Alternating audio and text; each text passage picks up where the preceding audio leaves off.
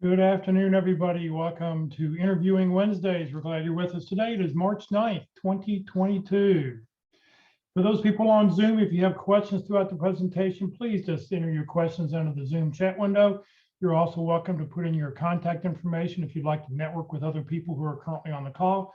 That also would be a great thing to do because you want to be able to expand your connections. For those watching on Facebook right now, thank you for joining us. Please just enter your questions you have into the comment field. Please note this event is being recorded and is currently live on Facebook. The recording will be on the Career DFW Facebook page and the Career USA YouTube channel for others to view in the future.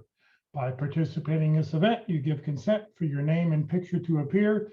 Please note that any comments or information you put in the Zoom chat window will not appear in the recording.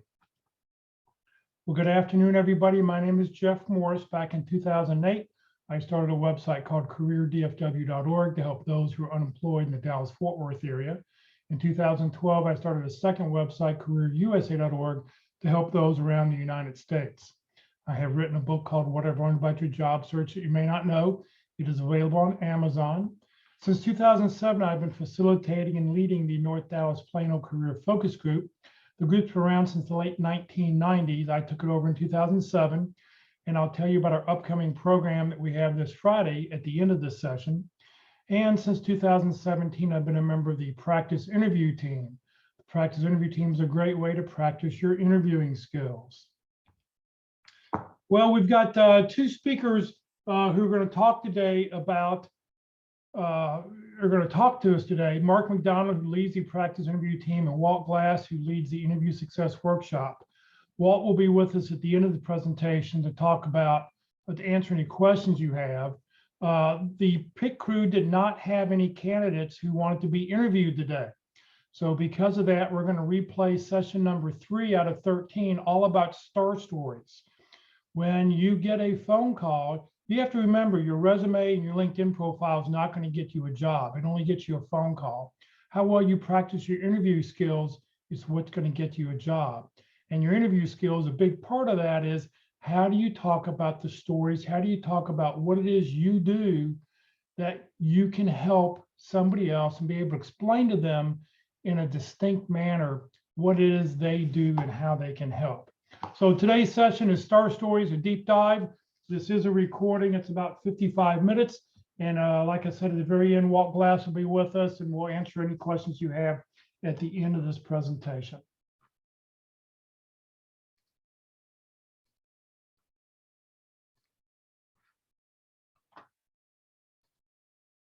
Okay, so let me do my part about STAR stories and the basics. And so what does STAR stand for? Well, the S stands for situation. So a STAR story is a structured story. And we're going to focus on the structure because this structure is important. You may ask, do I actually have to use STAR stories? And I'll address that in a slide or two.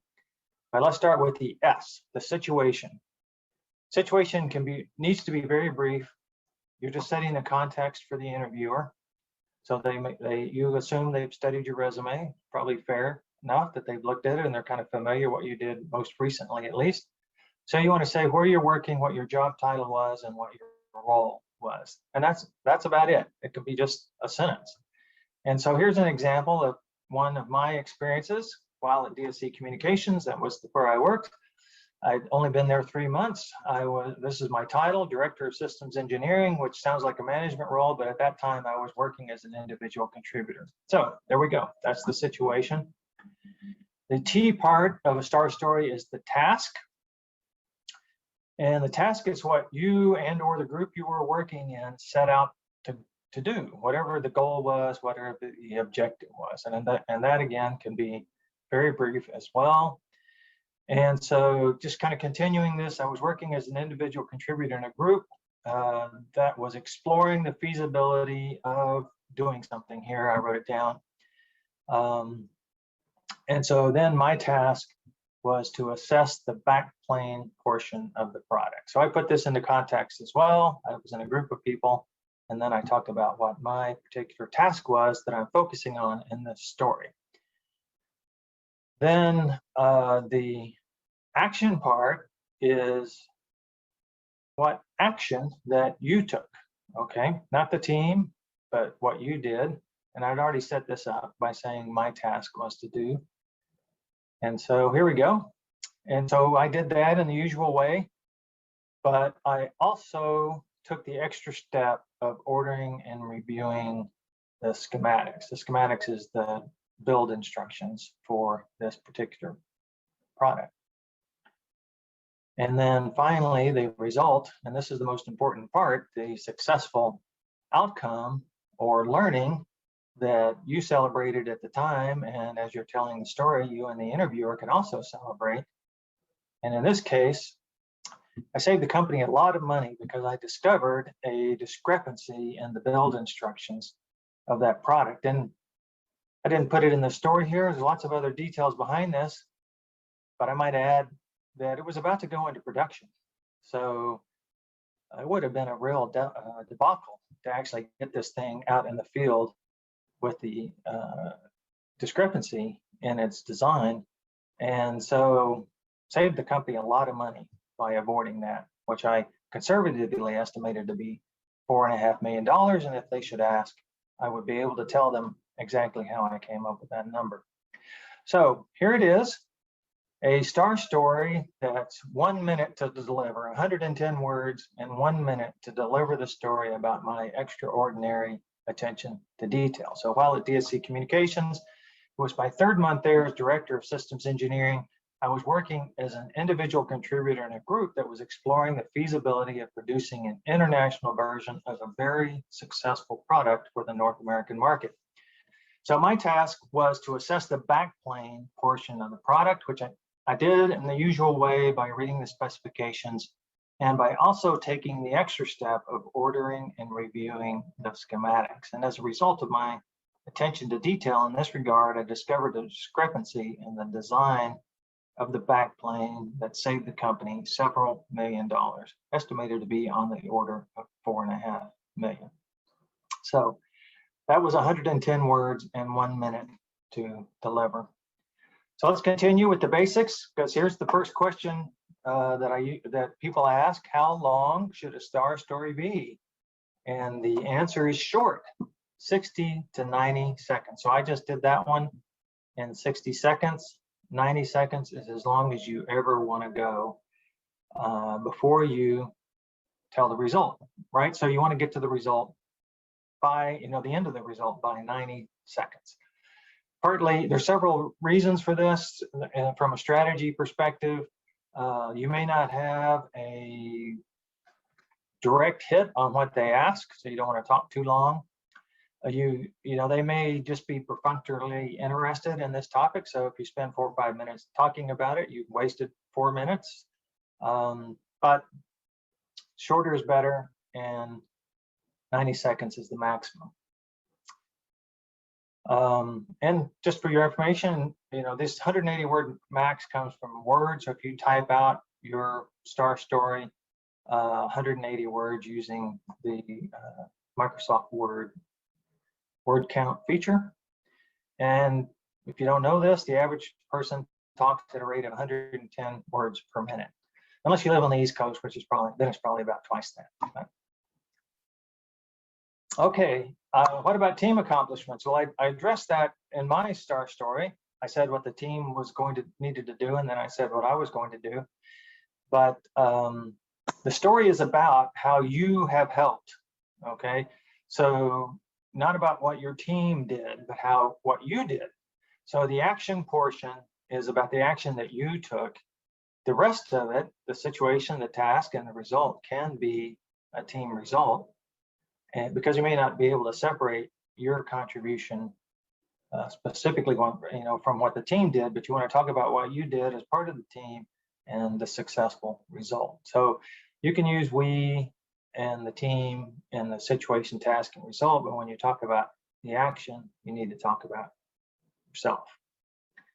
How much detail should I include? Well, most people put too much detail into their STAR stories. So the answer to this question is a few important details. And what's an important detail? A detail that supports the purpose for the story. So one achievement can have star story variations that illustrate different results. So the story that I told illustrated my attention to detail. I can use the same story to talk about an extraordinary commitment, because I did that backplane review in about 6 or 7 days. It was a lot of long hours collecting all of the information. So even though this one little attention to detail item saved the company a lot of money, there was a lot of little details that I had to check in that story or in that situation. And so I can use that same story with a different purpose. The purpose is to illustrate my extraordinary commitment. So I would probably leave out or add some different details to support a story about extraordinary commitment. So a few important details should be included. They make the story more interesting and more believable. They build credibility, but they don't cloud the issue with unnecessary details. And Walt will go through this in his portion, but the way you do this is you write it down. You write it down, and then you get it down to 180 words. And as you go through the process of shortening it in time, you'll decide on what to leave in and what to leave out. Just remember, most people add too many details. Okay, which results are more effective? Okay, this is a good one. Not all results are equally effective. Dollars are the best. You'll get a lot of interest from interviewers if you've got a story where you saved the company a lot of money or you brought in a lot of revenue.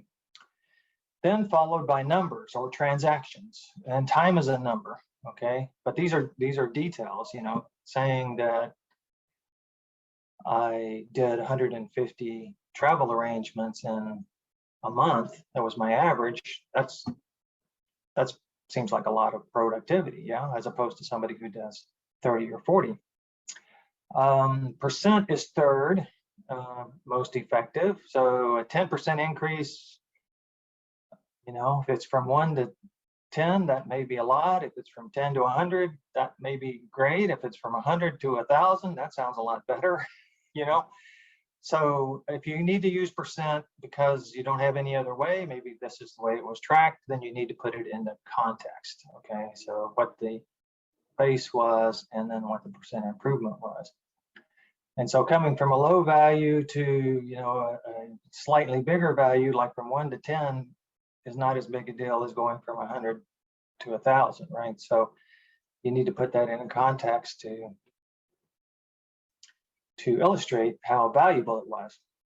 And then the least valuable is just qualitative, but if that's all you've got, then you can use that. And qualitative would be something like, after I did this, things were a lot better, or they were a lot more efficient.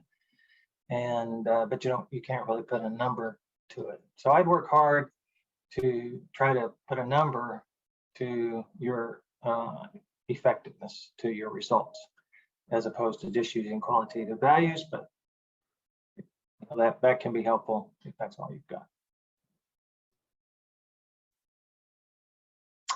Okay, tell me about a time. So most star stories start out this way. Tell me about a time when you had a boss, that when you disagreed with your boss.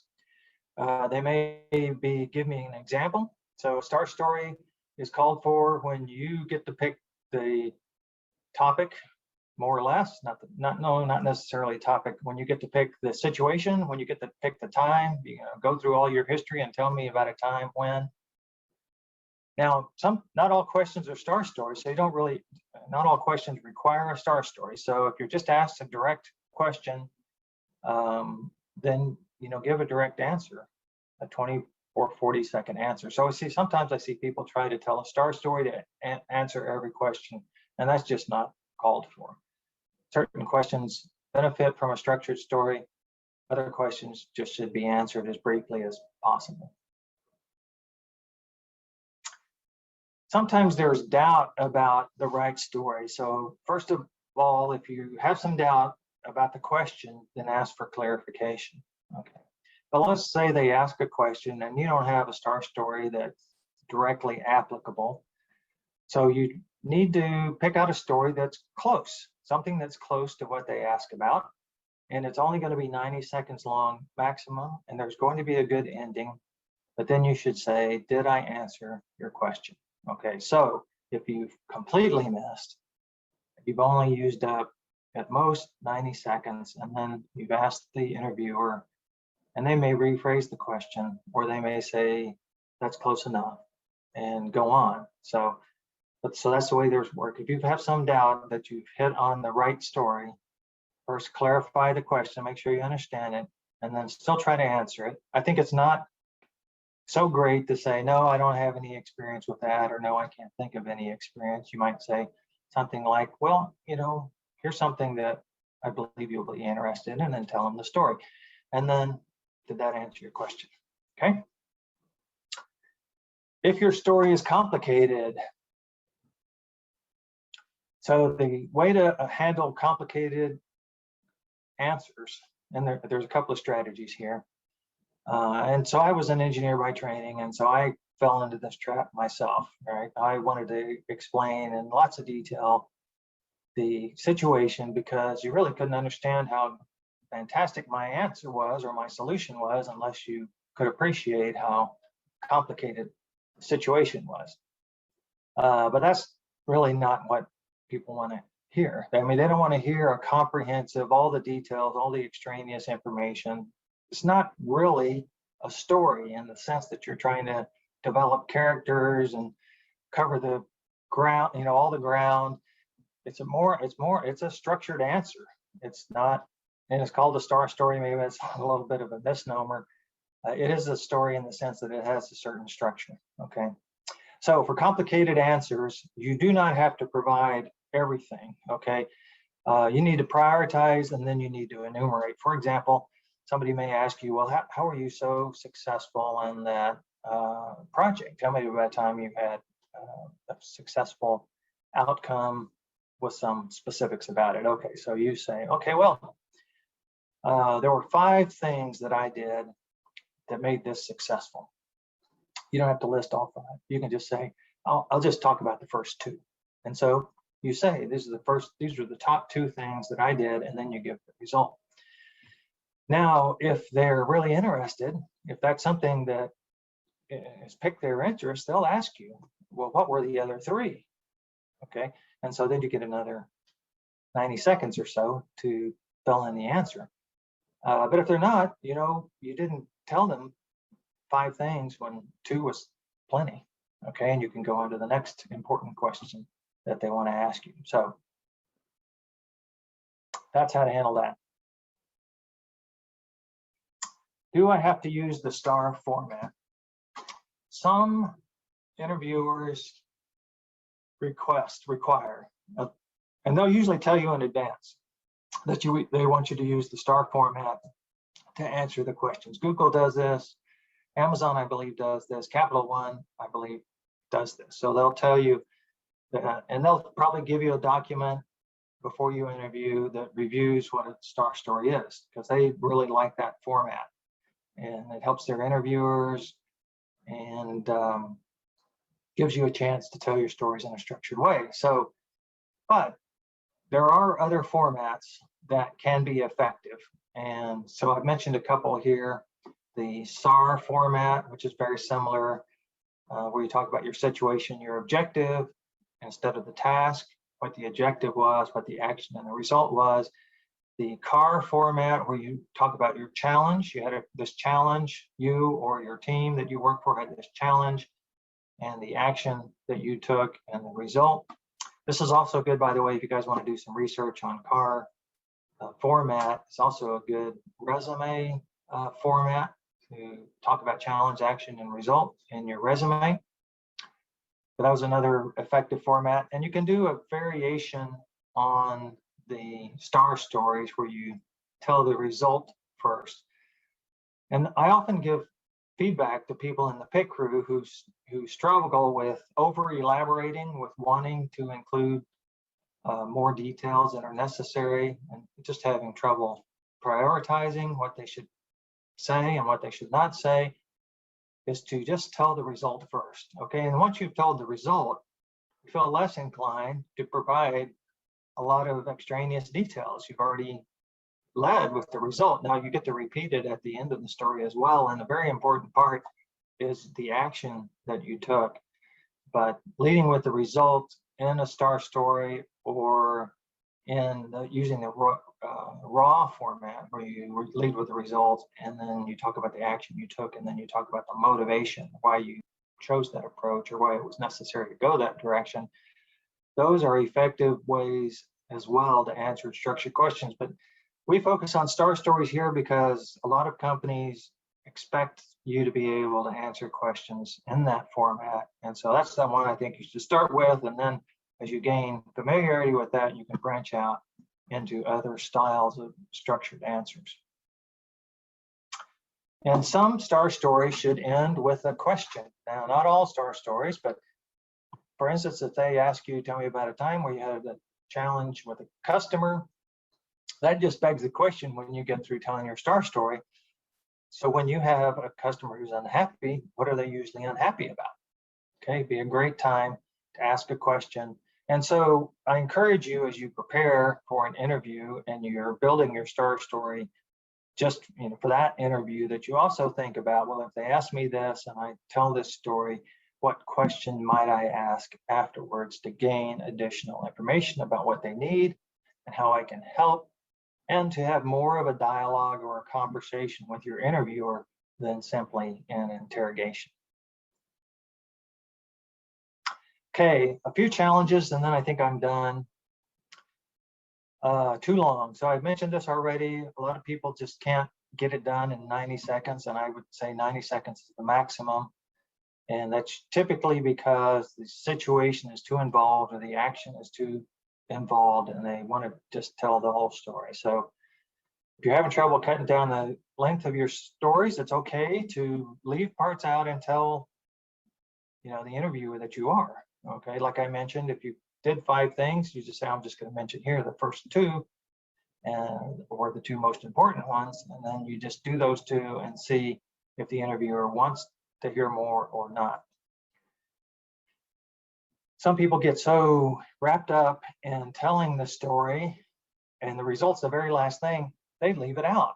They end the story with what I did. And people have this problem with their resume as well. The resume would be full of things they do or did, but not talk about the result of those things, not talk about how it helped. And so this comes out in the interview as well.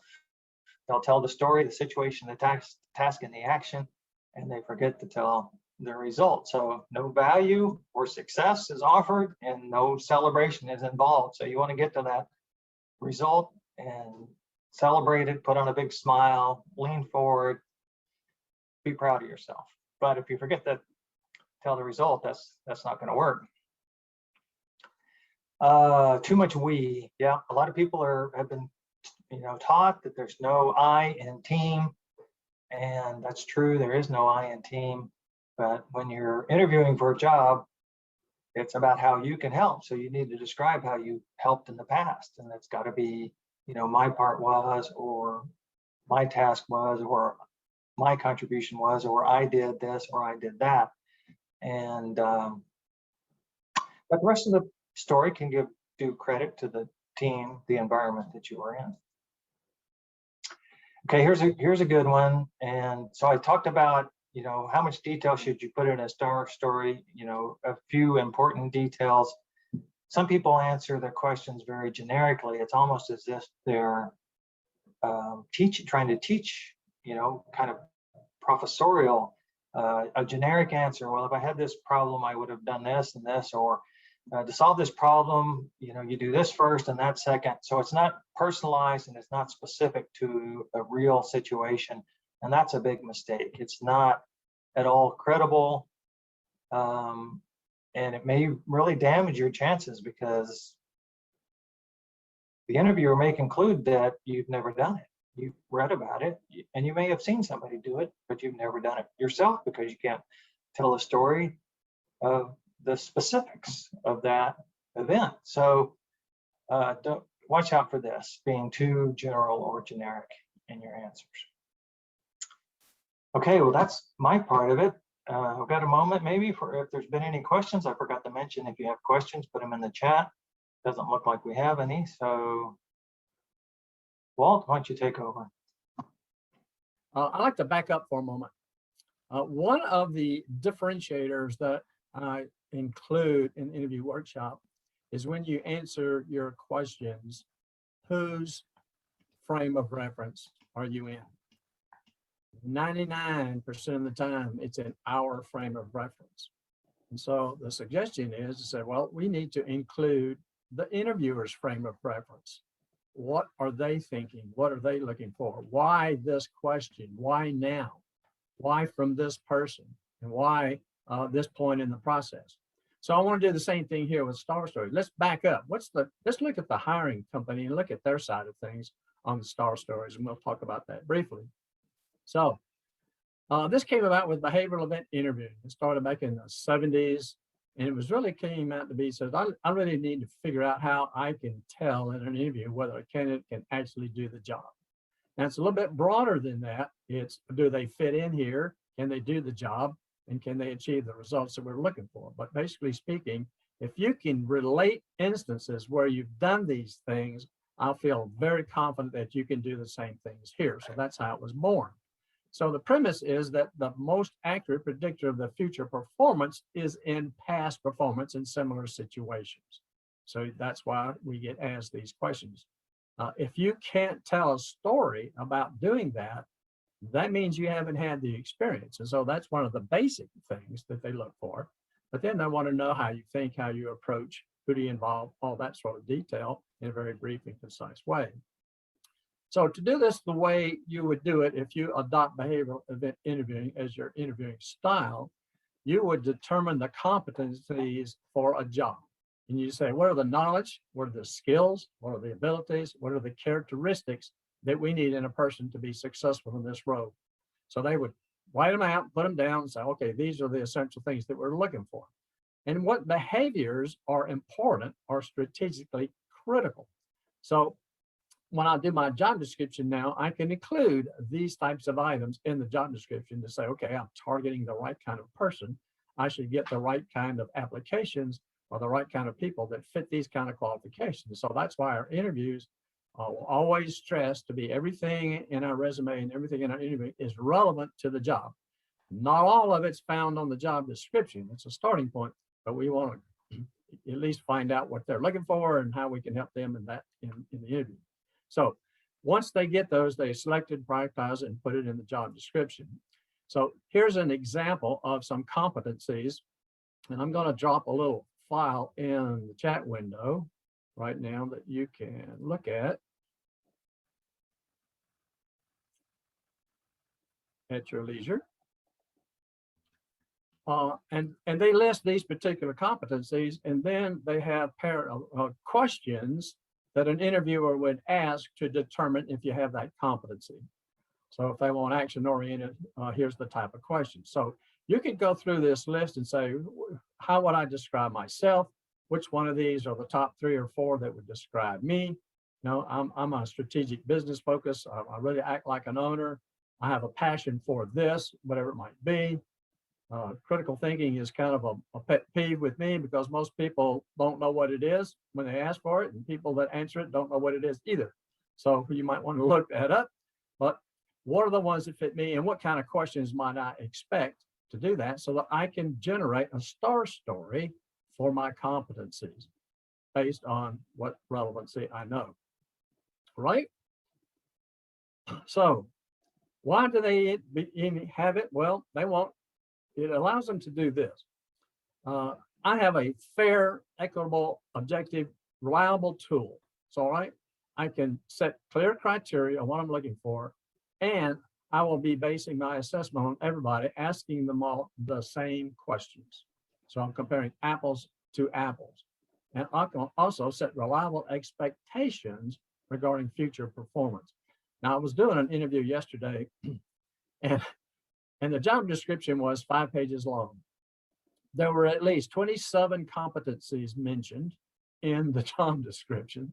It was an executive level job, and It was like, gee, I went back to the last list and I just showed you and I had to add 3 or 4. They had even more.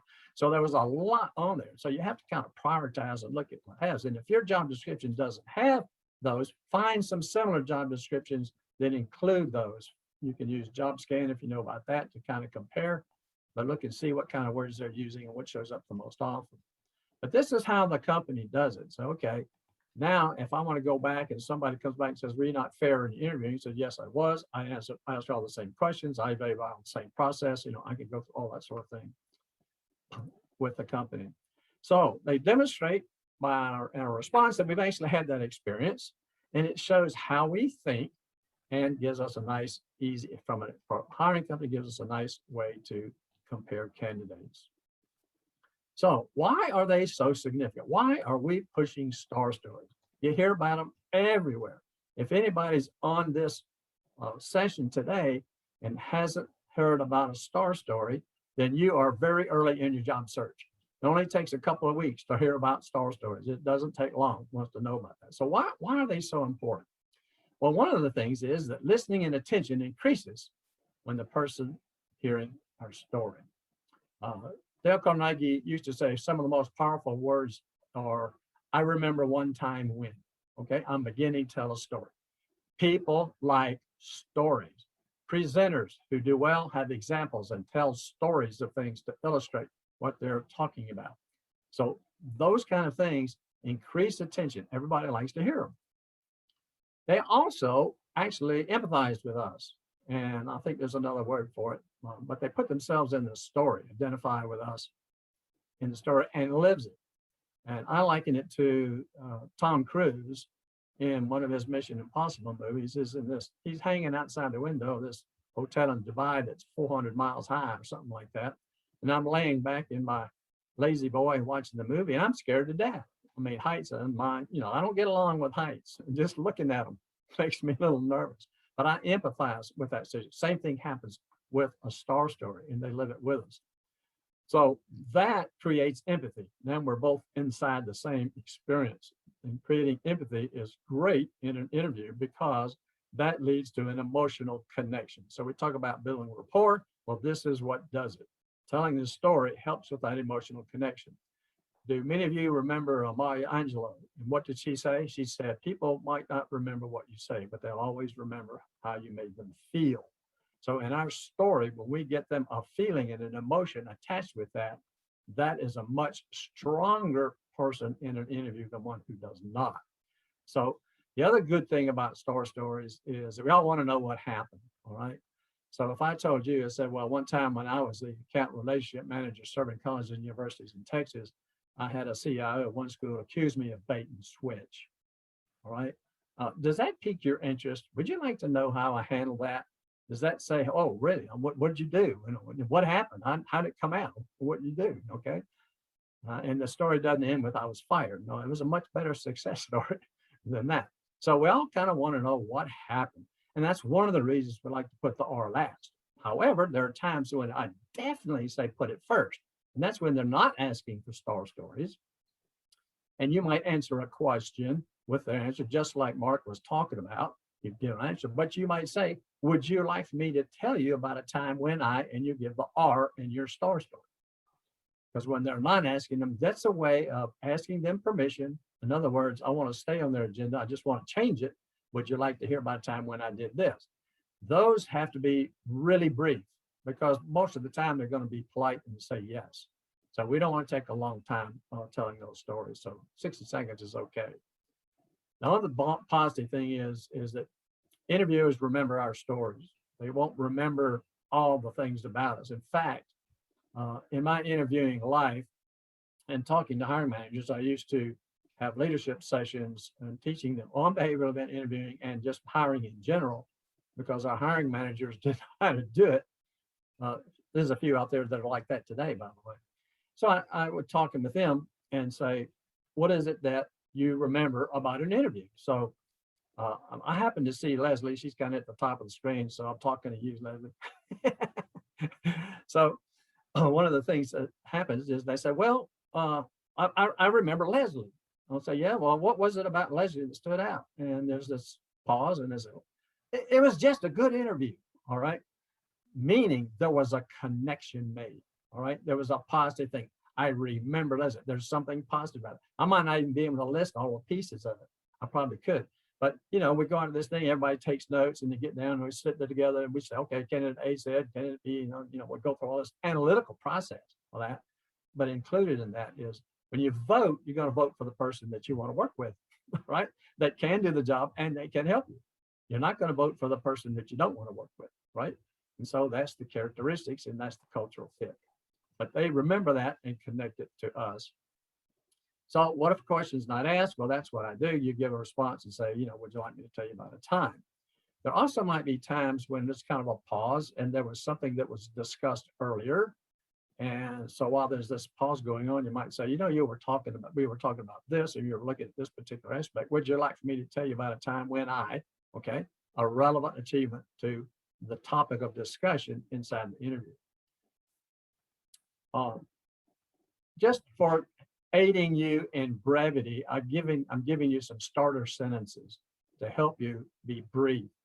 So the interviewer is going through the situation, task, action, result, and if they were to ask 4 questions, that's what they'd be. Tell me about a time where you faced the multiple competing deadlines, what'd you do and how did it turn out? So when I was, job title at company, optional context, like Mark was saying, the challenge or the reason was, or whatever. And so earlier I said my situation and task, and when I was the account relationship manager serving College University in Texas, I had a CIO accuse me of bait and switch. I gave you the situation and task in 1 sentence. So the briefer, the better. You can use 2 sentences, okay? But see if you can't wrap it down to a maximum of 1 sentence for each one of those. It doesn't need to be long and involved. What did you do? So what I did was, and so here's my brief action steps at the high level, 4 or 5. I don't go into details on all of those. I'll talk a little bit about it. I might say, for example, so I formed a team from operations, marketing, sales, and HR, right?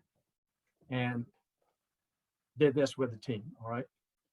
Now, one of the questions that I would ask as a follow-up if somebody told me that, I said, tell me, how are you able to compete with the team's time doing their regular jobs and the time that they had to spend on this particular project? Because that was always my biggest challenge with forming teams, was getting time.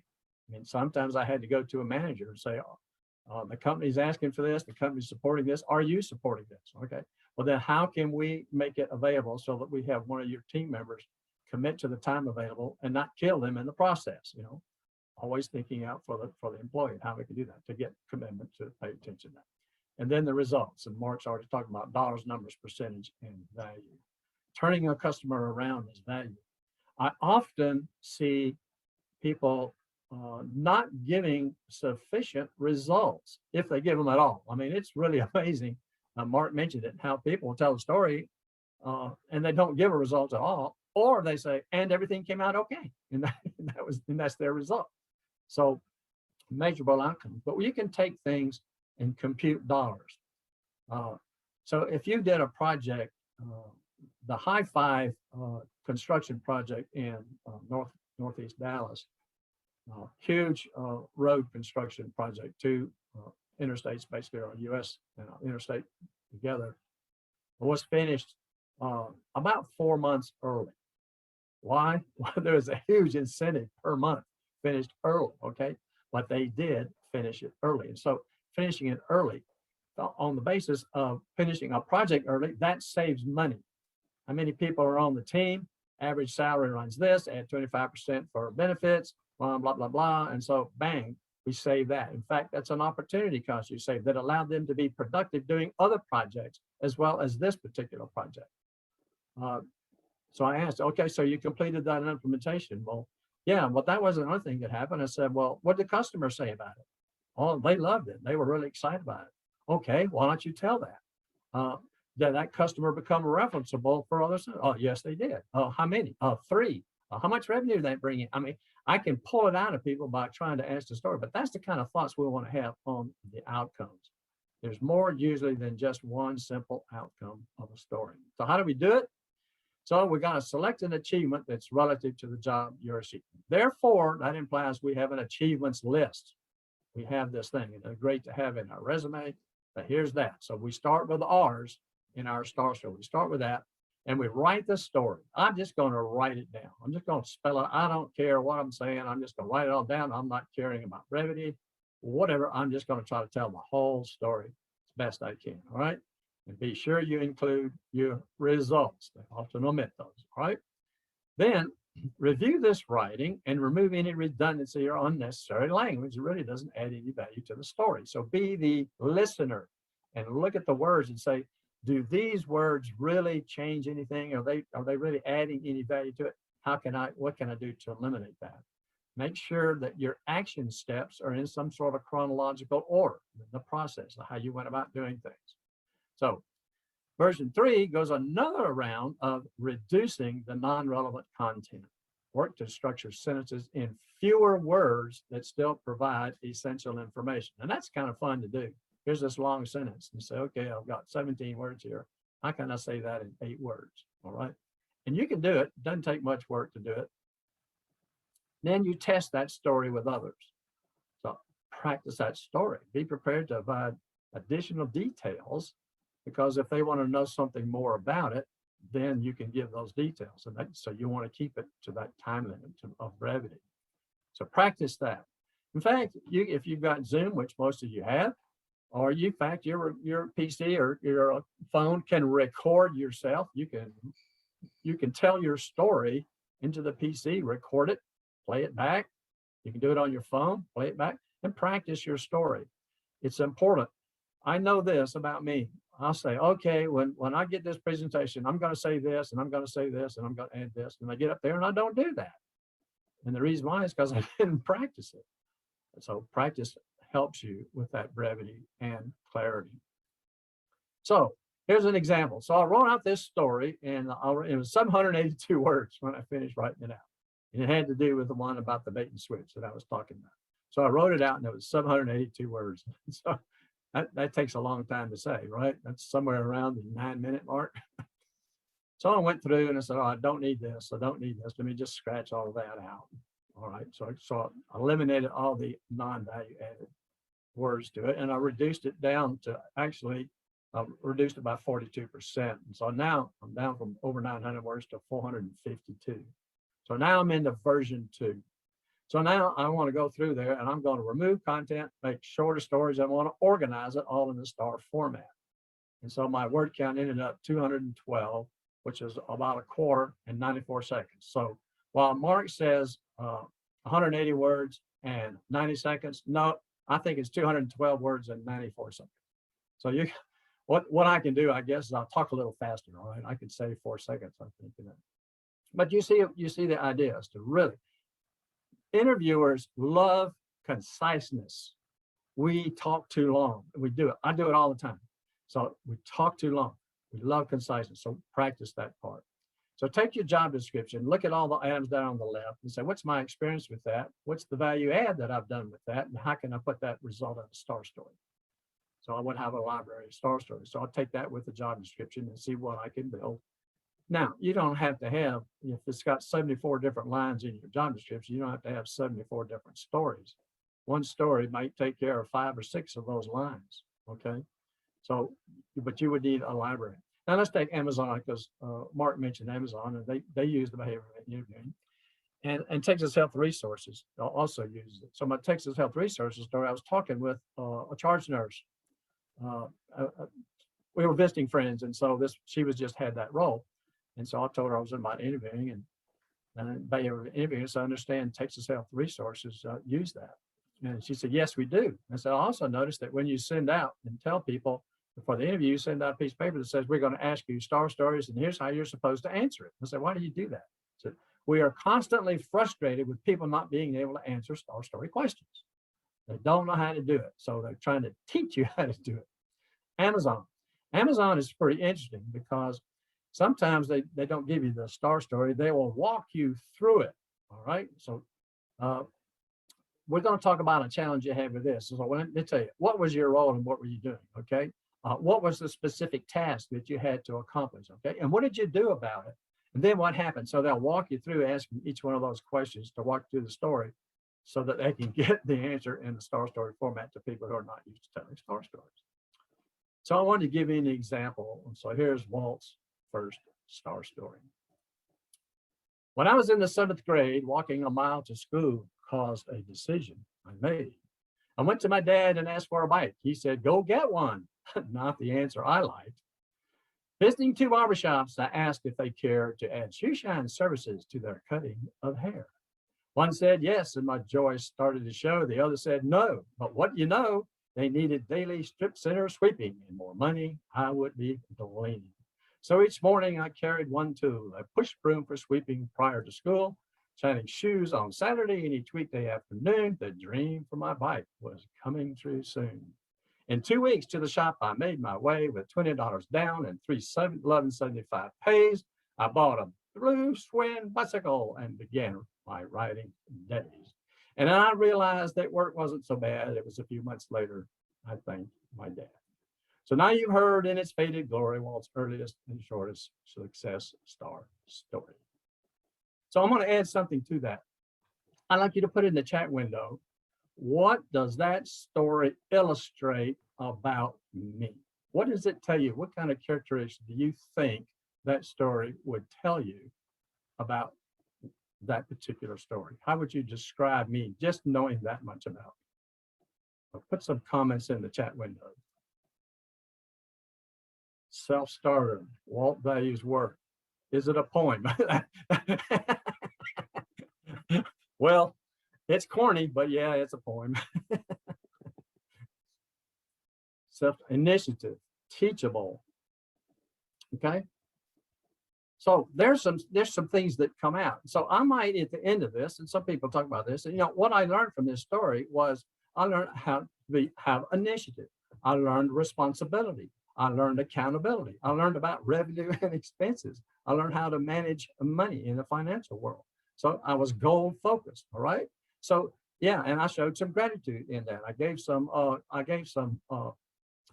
credits to my dad, who actually was the one who instigated that process. And he actually went out and built me a shoe shine box that I could sit on, that it had a little footstool for the, I'm talking about when shoe shines were 15 cents a piece. All right. It's been a long time ago. Yeah, I would get a quarter if I got a 10-cent tip.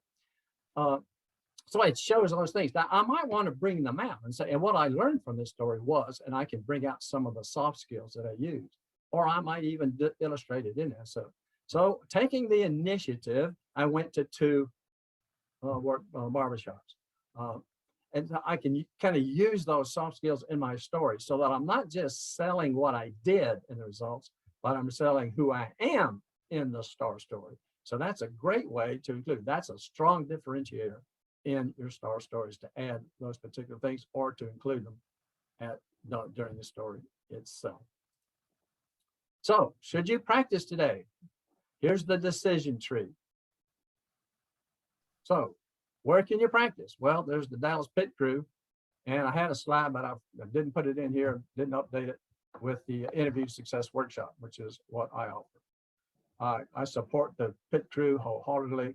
Mark does a great job with that. Mock interviews are great. Come learn the basics, the fundamentals, how to differentiate yourself, how to approach questions. Then you can practice that. In fact, I offer also a one-way interview. If you want to practice those basic questions again, you can do it with a video interview as well. It's a one-way deal. We don't go over it, and I don't, go through it with you, but it's a way for you to practice your video interviewing on those basics. Then you can come back, even with my session, and I'll upgrade from the basics to the reality of your job description and resume, just like preparing for the Pit Crew. But it's still informal. It's still not a mock interview. We're still learning. Okay, the emphasis on reducing stress and anxiety and practicing. Then I would hardly recommend you go to the Pit Crew. So Jared came to the workshop about 4 or 5 times, went to the Dallas Pit Crew 5 or 6 times, and said, gee, when he had the real interview, it was really easy. And we all wonder why. All right. Any questions?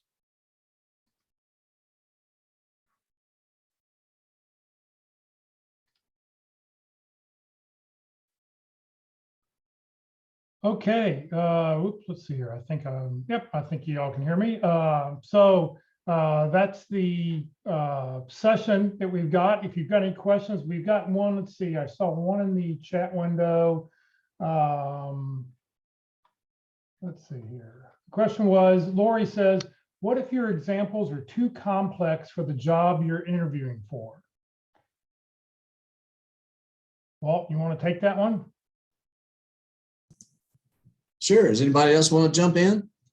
I'll be glad to hear other people's opinion. All right. Here's the trick. All right. You do that process of writing it out and start removing the irrelevancy and high level your action items. So the complexity is not in your high level. I did A, B, C, D. All right. The complexity is going to be if they ask more details about those. So under that complexity, what's the main topic that says, yeah, and that covers 15 different things or 5 different things or so in doing that. Just give me the high level and let me ask for more. So you just have to work to summarizing some of your actions into a category or a piece of work or part of that and just deliver it at the high level. Now, you know, the CEO doesn't want to know all the details. They just want to know what happened, the bottom line. The analytical person wants to know everything you did and how you went about and how you did it. And the expressive person wants to know if you had fun while you were doing it, you know. And so those are the things you can kind of show in the story. But that's my suggestion is try to categorize and summarize some of those actions into one large step and then go through that. And then they can ask for more details if they want. Right. And you can always end the question. You can always end your answer as, would you like to have more details? Did I answer your question? Would you like to know more? So, you know, when you have a very complex situation, and I think Mark talks about that, you know, as an engineer, everything he did, he thought was very, very important to discuss and to get into all the details, but you really got to just make sure you keep your answers down to 60 seconds. Now, Mark in his slides says 60 to 90 seconds. I think nowadays with Zoom, I think you've got to go 45 to 60 seconds max. You've got to make it short, sweet, and to the point. And if they want to know more, they'll ask more. You can always say, you know, have you had that kind of situation happen here? Whatever you can do to, you know, keep the conversation going with short, distinct answers are always best. If they want more details, they're going to ask about it. Lori also says, how do you recover if you provided an example that is too complex?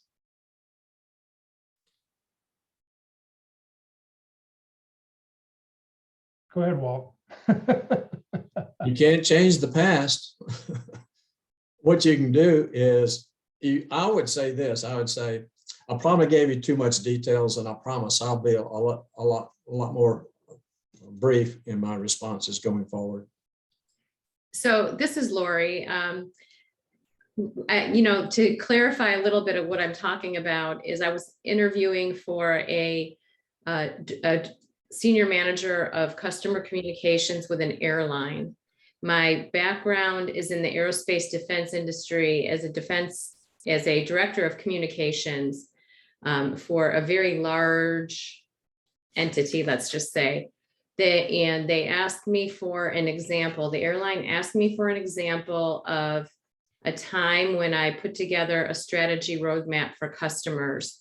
And my customers in the defense industry were ministries of defense, public affairs officers in the military, chief of staff to the, the head of the military, things like that.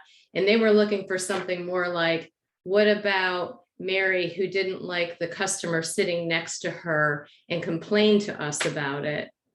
And so that's what I meant by complex. And I watched the air come out of the balloon, if you will, with my response.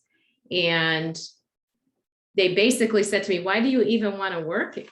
Why do you even want to do this job? Sounds like you did such great things. Why would you want to do this? So you work for Lockheed, all right? Or something similar, right? Yes. What was the specific question? The specific question, because I took really good notes too, it was, how can how can we talk to the customer in a more holistic way? We are in silos today. Give us an example for how you have had to build out a strategy or build out a roadmap. What did it look like and how did it turn out? Okay, so they're like really giving you the details they want you to talk about, all right? So your example is building a strategy. Step one, I got to know the customer. Step two, I talked with the internal team and other players to say, what are the suggestions in going forward with this customer? Step three is we came up with multiple ideas of which I can give you more details about. But as a result, we built this strategy, implemented it with an action of 4 or 5 teams. And in 6 weeks, that customer was very happy with what we did. And for just a small fee, you can hire Walt to be with you for any interview. I'll do that. Well, I've been practicing, I confess. Right. Does that make sense to you, Lori? Absolutely. I think that I'm guilty of providing too much detail, and it becomes difficult to tell the story when you have to explain all the details.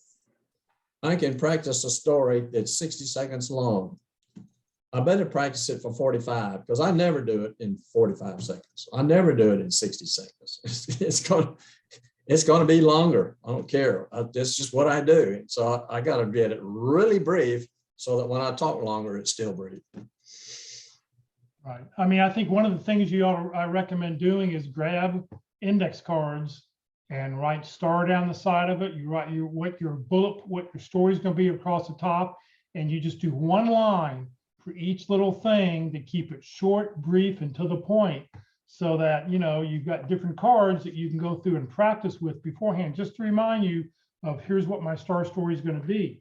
And brief is best, and especially on Zoom calls nowadays. 45 seconds, you start to lose people if you're not if you're not brief and to the point. And when you're in person, at least you get some feedback and you get to sort of realize, oh wait, maybe I'm heading the wrong direction. I need to revise what I'm doing. But you just don't get those kinds of things on the Zoom call or on a Teams call or whatever.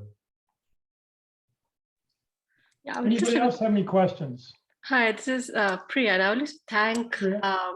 Jeff Walt and Mark taking the time to give exact examples of how a concise answer looks like. And I have to say that definitely being brief is one of our biggest challenge.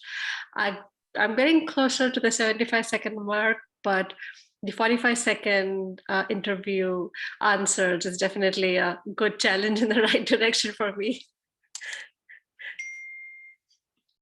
That's why you should practice your interviewing skills, because as I said at the very beginning, your resume and your LinkedIn profile is not going to get you a job. It only gets you a phone call. How you answer the phone call is what's going to get you the job, and how you answer your interviewing is what's going to get you the job. So practice your interviewing. Practice, practice, practice. You spend enough time on your resume, you spend enough time on LinkedIn. This is the time that, we're offering a free service. Anybody can sign up for a free practice interview. They're doing 4 of them a week, and then Walt's got his sessions on Tuesday. Walt, you want to talk about your sessions for a second? We didn't do that at the beginning. Yeah, I can, but I will say this, record your interview. Just this one question, you record that star story. And when you play it back, be the interviewer. Don't be the candidate, be the interviewer listening to yourself. And how does it sound to the interviewer? Okay, the interview success workshop. It's $1,000 to sign up for it, but I'm currently giving 100% discount. And if you take one, you get the next one, you can take another one for half off. So it's a great deal. If you send me an email and register, you want to register today. Very informal workshop. Okay, you're going to get an interview. It's going to cover the basic categories of questions. We're going to go into the fundamentals of selling, who we are, what we do, and how we help, and also differentiation from other candidates. So we're going to talk about categories of questions and approaches, strategies, options, suggestions, ideas on how we would answer that type of question, so that we can then fill the content in that process and know how we can make it breve, make it brief and get the information across and be also confident in our way of delivering the story. Someone put in the chat window when we were asking about what did you learn about that? It was how I told the story, all right? And that's some of my characteristics. Some of those comments were characteristics. So how we tell it, but we can't tell it unless we don't know what we're going to say. So you get it prepared, you start practicing it. When you get confident, then you'll be able to do it. Because if you've got your star stories laying out all over the table and you're going to try to find one and tell her something like that, no, you just need some key words. Say, here's my library of stories. Which one can I think about? Pause and do that. So you send me an email to my Yahoo email address. It's on my LinkedIn page, waltonderlinglass@yahoo.com. Say I'd like to register. I'll give you some availability dates, and we can have some fun. This is not a hot seat interview. I strongly recommend the pit crew for the practice mock interview with a panel, which I also participate with. But this one is to help you really get started and saying, how do I do it? So I liken it to basketball. If you can't dribble and you can't shoot, you're not going to get on the floor. All right. So we're going to learn a little bit about dribbling and shooting in the interview process. I call it learning without squirming. And Walt, you've got some people who are promoting your great work. Rusty said, I worked with Walt this past week. Great experience. He over-delivered on my expectations. So I guess you can send him a bigger bill. And yeah, well, Rusty he's VP and director level for marketing. So yeah, he gets a big bill. Okay. And Rosanna said, I worked with Walt and it was a great experience. Truly learning without squirming. Highly recommend this experience. So, appreciate your time and what you do to give back and helping other people. So let me just share a few closing slides here and we will get out of here today. Career DFW, Career USA, we're putting on training 4 days a week. Tomorrow being the second Thursday of the month, we're going to talk all about networking. Jack Bick will be with us to talk about power networking, how to create a network in 5 days. Then this Friday at the North Dallas Plano Career Focus Group meeting, why your emotional intelligence matters in today's new world, and that'll be with Debbie Schulk. So please join us for that this Friday at 9:30. Next Tuesday, Terry Sullivan will be with us to talk about how to create a LinkedIn brand that tells your key contacts who you are, what you do, and how you can help. This event will not be recorded, so if you want to watch Terry, you do need to watch him live.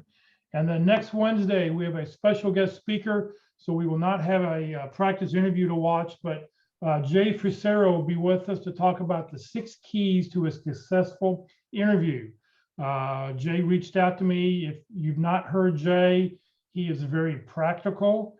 He's got a great book out that there's not one thing in his book that I disagree with. I mean, he goes step by step on interviewing, on networking. In fact, Jay will be with us in a couple weeks to talk about networking, effective networking at the Friday North Dallas Plano Focus Group, the last Friday of the month. So we get to hear Jay twice in 1 month, which is a real bonus for us. So please join us next Wednesday to see the 6 keys to a successful interview. If you have not viewed today, if you've not viewed any of the workshops that Walt and Mark put together, there's a 13-part workshop. It's all on the Career USA YouTube channel. The first 5 are what to do before the interview. Today we watched Star Stories, a deep dive, but there's other things, how to be prepared, preparing for the interview, analyzing the job description. The second 5 sessions are what do you do during the interview? So everything that takes care, everything you deal with in the middle of an interview. And then the last 3 sessions is some advanced topics on things you should do and watch. All these are on the Career USA YouTube channel. This session has been recorded. It also will be on the Career USA YouTube channel and the Career DFW Facebook page. So you can go back and watch it. On the Career USA YouTube channel, it looks something like this. Click on playlist where you see that red arrow. Otherwise, you just see a jumbled list of all the different videos that have been posted. And there's probably over 300 videos that are currently up on that channel. But go pick the playlist that you like. Every video that I upload, I put into a playlist. So select interviewing if you'd like. Down below, don't click on the video, but down below where it says view full playlist, click on that. And then up will come a list of all the different dates and times and topics. And you can go back and watch any one of those that you'd like. If you're not receiving emails about our workshop from any source and you'd like to join the Career USA mailing list, you're welcome to do so.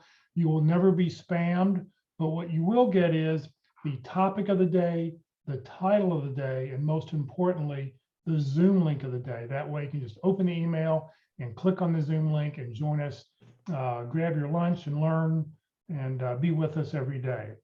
Just send an email to Career USA, the + subscribe at groups.io, and that will get you on the list. So please note, Career at FW, we're a 501c3 nonprofit organization. We have no full or part-time employees. Everything that all of our speakers do are volunteers. I'm a volunteer. Everything I've done over the last 13 years has just been to help you land your next great opportunity. So please consider making a donation when you land a job so we can continue to provide the services that we provide. So thank you for joining us today. Walt, thank you for being with us. And hopefully we'll see you all later in the week. I do see there was Matthew said, will tomorrow's networking call be available on replay? Yes, it will be. I will be recording it and you'll be able to watch it. It'll take a couple hours after one. So maybe by 4 or 5 o'clock in the afternoon, it will be up on the Career USA YouTube channel. So thank you very much for joining us. I just had one question, if I may. Yes.